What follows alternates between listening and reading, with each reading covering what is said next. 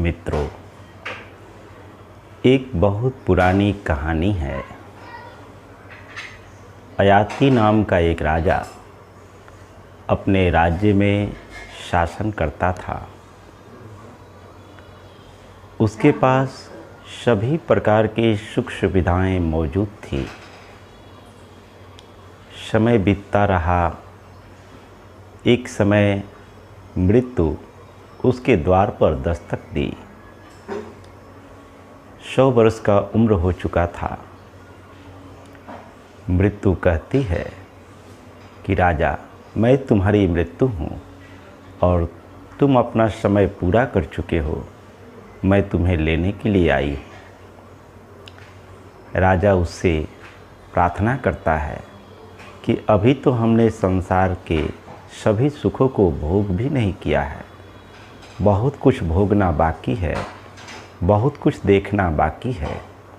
कृपया कर हमें आप समय दो ताकि मैं सभी सुखों का भोग कर सकूं। मृत्यु कहती है कि ऐसा तो होता नहीं है, लेकिन अगर तुम भोग करना ही चाहते हो तो तुम्हारी जगह पर कोई दूसरा व्यक्ति अगर मरने के लिए तैयार हो जाए तो उसका जीवन तुम्हें मिल सकता है।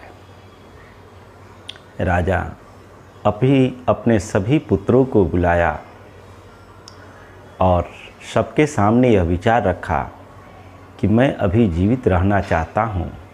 संसार में मेरे कई ऐसे काम हैं जो अधूरे हैं, उसको पूरा करना है। संसार को मैं भोगना चाहता हूँ, सुख को मैं जानना चाहता हूँ। तो आप सबों में से कोई एक व्यक्ति अपना जीवन दान हमारे लिए करे। अनेक पुत्रों में किसी ने विचार तो नहीं किया, लेकिन एक पुत्र अपने पिता के बात को मानते हुए अपने जीवन को देने के लिए स्वीकार कर लिया। राजा के लिए उसने मृत्यु का चुनाव किया। राजा का वह पुत्र मर गया और राजा को पुनः 100 वर्ष की आयु मिल गई। धीरे धीरे समय बीतते गया। यह 100 वर्ष भी पूरा हो गया, लेकिन राजा की तृष्णा, राजा की सुख की भोग समाप्त नहीं हो पाई। मृत्यु पुनः राजा के द्वार पर दस्तक दी। राजा घबराया और कहता है कि एक बार और मुझे अवसर दिया जाए। मैं अभी पूरी तरह इस संसार के सुखों को भोग नहीं सका हूँ। मृत्यु कहती है कि मेरा तो एक ही शर्त है, आपकी जगह पर कोई दूसरा मरने के लिए तैयार हो जाए तो पुनः आपको उसका पूरा जीवन मिल सकता है। इस बार भी राजा अपने सभी पुत्रों को बुलाया। जो पहले के पुत्र थे वो तो मर चुके थे, जो बाद में जन्मे वह उनके सामने आए और उन सबों के सामने राजा अपना यह विचार रखता है कि मुझे इस संसार के सुखों को भोगना है और इसके लिए कोई एक पुत्र अपना जीवन समर्पित कर दे। इस बार भी राजा के सभी पुत्रों में से एक पुत्र अपने जीवन को देने के लिए तैयार हुआ।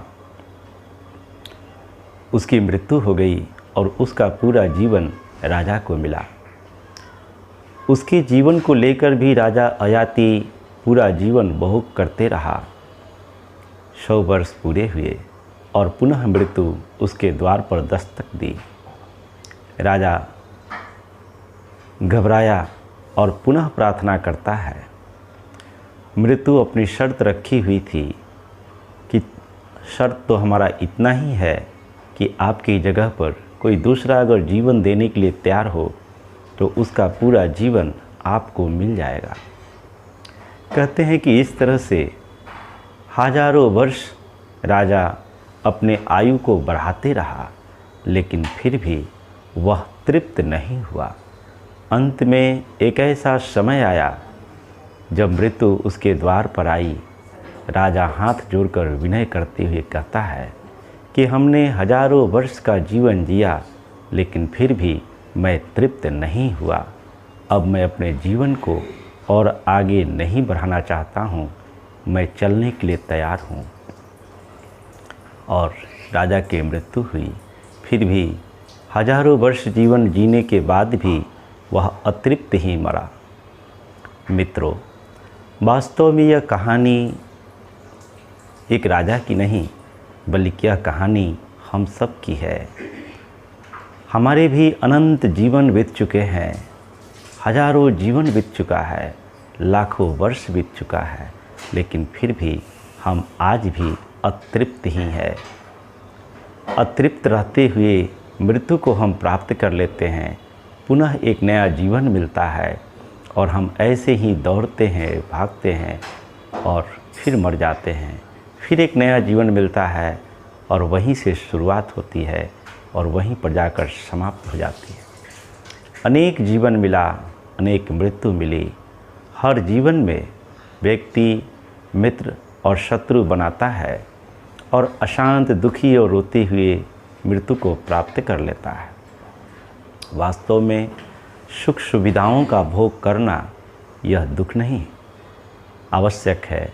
कुछ समय अपने लिए निकालकर मन को निर्मल करें, क्योंकि मन की निर्मलता के बिना कोई व्यक्ति सच्चे सुख और सच्ची शांति को प्राप्त नहीं कर सकता है। इन्हीं शब्दों के साथ आज की वाणी को विराम देंगे। आप सबका मंगल हो, सबका कल्याण हो, सबका भला हो।